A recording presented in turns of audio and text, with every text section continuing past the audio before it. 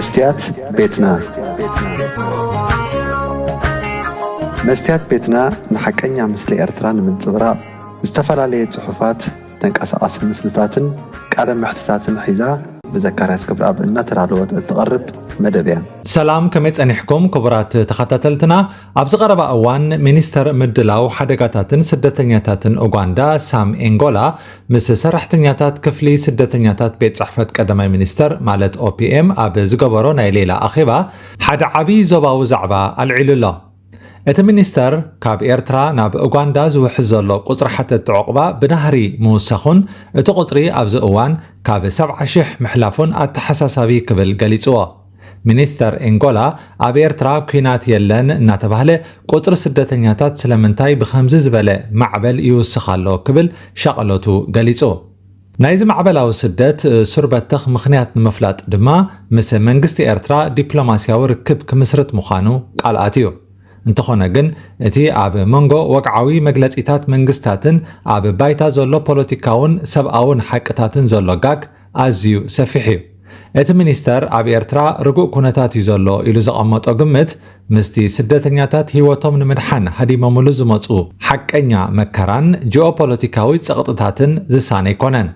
እዚ ሓድሽ ዋሕዚ ብሰንክቲ ኣብ ዞባ ቀርና ኣፍሪካ ብፍላይ ድማ ኣብ ጎረቤት ሃገር ኢትዮጵያ ዝተፈጥረ ናይ ጸጥታ ቅልውላውን ኣብ ውሽጢ ኤርትራ ዘሎ ዘየቋርጽ ማሕበር ቁጠባዊ ፀቕጥታትን ዝመፀ እዩ ሓደ ካብቲ ቀንድን ህጹጽን ምኽንያት ብዝሒ ኤርትራውያን ሓተት ዕቑባ ናብ ኡጋንዳ ምእታዎም እቲ ኣብ ዝቐረባ እዋን ኣብ ርእሰ ከተማ ኢትዮጵያ አዲስ አበባ ዝተኸስተ ናይ ግፋን ጠርዝያን ቅልውላው እዩ ንነዊሕ ዓመታት ኢትዮጵያ ንኣማኢት ኣሽሓት ኤርትራውያን ቀንዲ መዕቆቢት ኮይና ጸኒሓያ ኮይኑ ግን ብሰንክቲ ኣብ መንጎ መንግስታት ኤርትራን ኢትዮጵያን ዝተፈጥረ ሃንደበታዊ ፖለቲካዊ ምትፍናንን ምስሕሓብን ኤርትራውያን ስደተኛታት ኣብ ማእከል ናይቲ ፖለቲካዊ ፀወታታት ተቐርቂሮም ይርከቡ ኣብ አዲስ አበባ ንኤርትራውያን ዝዓለመ ሰፊሕን ጃምላውን ናይ ግፋ ማእሰርትን ምስጓግን ወፈራታት ክካየድ ጸኒሑ ሰነዳት ዘለዎም ሕጋውያን ስደተኛታት ይኾኑ ሓደስቲ መጻእቲ ብሰንኪ መንነቶም ጥራሕ ከም ስግኣት ጸጥታ ተወሲዶም ይህደኑን ይእሰሩን ኣለዉ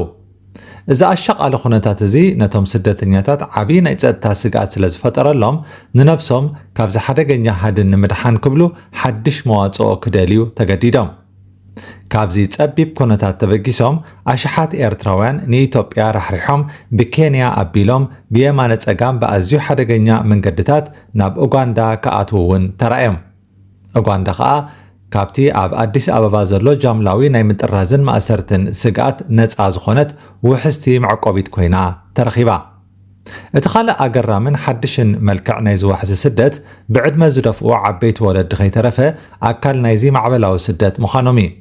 ኣብ ዝሓለፉ ዓመታት ስደት ኤርትራውያን መብዛሕትኡ ግዜ ብመንእሰያት ጥራሕ እዩ ዝልለ ነይሩ ሕጂ ግን ኩነታት ብመሰረቱ ተቐይሩ እዩ ዓበይቲ ወለዲ ኣቦታትን ኣዴታትን ከይተረፉ ካብ ኤርትራ ብነፋሪት ብቐጥታ ናብ ኡጋንዳ ክመፁን ኣብኡ ዕቑባ ሓቲቶም ክቕመጡን ይረኣዩ ኣለዉ እዚ ክስተት እዚ ዘርእየና ዓብ ሓቂ እንተሎ ኣብ ውሽጢ ኤርትራ ዘሎ ቁጠባዊ ማሕበራውን ስነ ኣእምሮኣውን ፀቕጢ ናብ ዝለዓለ ጥርዙ ከም ዝበፅሐ እዩ ወለዲ እዞም ስደተኛታት ኣብ ዓዶም ንበይኖም ተሪፎም ይሰቐዩ ነይሮም ወላ እቲ ናይ መወዳእታ ዕድሚኦም ኣብ ዓዶምን ኣብ ርስቶምን ከሕልፍዎ ዝነበሮም ባህጊ ተሓኺኹ ብሰንኪ ሕፅረት ሕክምናዊ ኣገልግሎት ቁጠባዊ ዓፈናን ናይ ብሕታውነት ስቓይን ዓዶም ራሕሪሖም ናብ ደቆም ክጽምበሩ ይግደዱ ኣለዉ ስለዚ ኡጋንዳ ከም መተኣኻኸቢት ኮይናላ ማለት እዩ ኣብ ዝቐረባ እዋን ኡጋንዳ ብፍላይ ድማ ርእሰ ከተማ ካምፓላ ማእከል ናይቶም ፍሉጣትን ዓበይትን ኤርትራውያን ስነ ጥበባውያን ኮይና ትርከብ ፍሉጣት ድምፃውያን ብሉጻት ተዋሳእትን ደረስትን ናብታ ሃገር ከም ስደተኛታት ብብዝሒ ኣትዮም ኣለዉ ስነ ጥበባውያን ናጽነት ሓሳብካ ምግላጽ ፈጠራን ሰላማዊ ሃዋሁን ዝደልዩ ክፋል ሕብረተሰብ እዮም ኣብ ኤርትራ ይኹን ኣብ ጎረባብቲ ሃገራት ዘሎ ናይ ሳንሱርን ጸጥታን ፀቕጥታት ንጥበባዊ ስራሓቶም ስለ ዝዓገቶ ኣብ ኡጋንዳ ዝረኸብዎ ናጻ ሃዋሁ ዓብ ተስፋ ኮይንዎም ኣሎ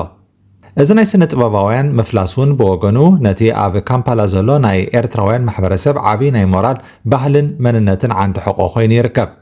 ኡጋንዳ ኣብ መላእ ዓለም ብናይ ክፉት ማዕጾ ማለት ኦፕን ዶር ፖሊሲ ስደተኛታት እትፍለጥን ብደረጃ ውድብ ሕቡራት ሃገራት ዓብ ናእዳ ዝወሃባን ሃገር እያ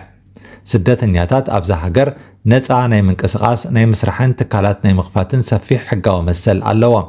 ከምቶም ኣብ ካልኦት ሃገራት ዘለው ስደተኛታት ኣብ ውሱንን ድሩትን ማዓስከራት ጥራሕ ተዓጽዮም ብሓገዝ ኣህጉራዊ ትካላት ክነብሩ ኣይግደዱን ካብዚ ሓሊፉ መንግስቲ ኡጋንዳ ኣብ ልዕሊ ኤርትራውያን ሓተት ዕቑባ ፖለቲካዊ ጸቕጢ ይኹን ዓሌታዊ ኣድልዎ ኣይገብርን እዚ ሰላማዊ ሃዋሁ ድማ ኤርትራውያን ነቲ ናይ ንግድን ናይ ስራሕ ምፍጣርን ክእለቶም ተጠቒሞም ህይወቶም ክቕይሩን ክምዕብሉን ኣኽኢልዎም ኣሎ ሎሚ ኣብ ካምፓላ ብፍላይ ኣብ ከም በዓል ካባላጋላ ካንሳንጋ ሙየንጋ ዝበሃሉ ጎደናታት ኤርትራውያን ሆቴላት ምሩጻት ቤት ምግብታት ናይ መጓዓዝያን ሎጂስቲክስን ትካላት ሱፐርማርኬታትን ናይ ንግዲ ማእከላትን ይውንኑ እዚ ንጡፍ ቁጠባዊ ተሳትፎ ንድሕነት ስደተኛታት ጥራሕ ዘይኮነስ ሓደስቲ ናይ ስራሕ ዕድላት ብምፍጣር ንቁጠባ ኡጋንዳውን ዓብ ኣውንታዊ ኣበርክቶ ይገብር ኣሎ ሚኒስተር ሳም ኤንጎላ ምስ መንግስቲ ኤርትራ ተዛትዩ ሱር ምኽንያት ናይ ዝዋሕዚ ክፈልጥ ምውጣኑ ካብቲ ወግዓዊ ናይ ዲፕሎማሲ ኣሰራርሓን ምሕደራን ዝብገስ ክኸውን ይኽእል እዩ እንተኾነ ግን እቲ ሓቀኛ ምኽንያት ኣብ ወግዓዊ ጸብጻባት ኣስመራ ኣይክረኽቦን እዩ ኣብቲ ኣብ ቀርኒ ኣፍሪቃ ዘሎ ዓሚቕ ፖለቲካዊ ቅልውላውን ኣብ ኣዲስ ኣበባ ዝካየድ ዘሎ ናይ ስደተኛታት ሃድንን ጸቐጥን ግን ኣሰር ክረክብ ተስፋታት ኣሎ ኤርትራውያን ናብ ኡጋንዳ ዝውሕዙ ዘለው ተራ ምቾት ኣስጢዕዎም ዘይኮነስ ህይወቶምን መጻኢ ወለዶታቶምን ንምድሓን እዩ ኡጋንዳ ነዚ ሓቂ እዚ ተረዲኣ ነቲ ሒዛቶ ዘላ ሰብኣዊ ፖሊሲ ብምቕጻል ካብ ኣህጉራውያን መሻርክቲ እትረኽቦ ደገፍ ብምዕባይ ነዚ እናወሰኸ ዝኸይድ ዘሎ ዋሕዚ ስደተኛታት ብግቡእ ክትዳለወሉን ከተመሓድሮን ይግባእ እዚ ዋሕዚ ክሳብ ዝቐጸለ ድማ ካምፓላ ናይ ተስፋን ሓዳስ ህይወትን ማእከል ኤርትራውያን ኮይና ክትቅጽል እያ እቲ ዝገርም ገለ ኤርትራውያን ደገፍቲ ምልኪ ኣብ ትዊተርን ኣብተን ነዚ ዜና ዝጸሓፋ ማዕከናት ዜና ኡጋንዳን ኣሉታዊ ርእቶታት ምሕዳጎም እዩ ገሊኦም ነቶም ስደተኛታት ብጅምላ ዕቑባ ምሃብ ሕደግዎ ይብሉ ገለ ከዓ እቶም ኤርትራውያን ትብልዎም ዘለኹም ኩሎም ኤርትራውያን ኣይኮኑን ብዙሓት ካብኣቶም ኢትዮጵያውያን እዮም ይብሉ ምምሕዳር ሙሴቬኒ ግን ኣብ ልዕሊ ፖሊሲ ስደተኛታት ዘይንቕነቕ ተሪር መርገፂ እዩ ዘለዎ ኣብ ምርጫ ንሱ እንተዝዕወት ኢሎም ብዙሓት ኣብቲ ሃገር ዝነብሩ ስደተኛታት ክምህለሉውን ሓጌም እዮም ኮይኑ ከዓ ንሱ ኣብ ስልጣን ቀፂሉ ተቃወምቲ ውድባት ኡጋንዳ ኣብ እዋን ምርጫ ንሶም እንተተዓዊቶም ኣብ ልዕሊ ስደተኛታት ስጉምቲ ከም ዝወስዱ የፈራርሑ ነይሮም ናይ ደገፍቲ ምልኪ ናይ ኢንተርነት ርእቶታት ግን ብመንግስቲ ኡጋንዳ ብዙሕ ኣቓልቦ ዝወሃቦ ኣይኮነን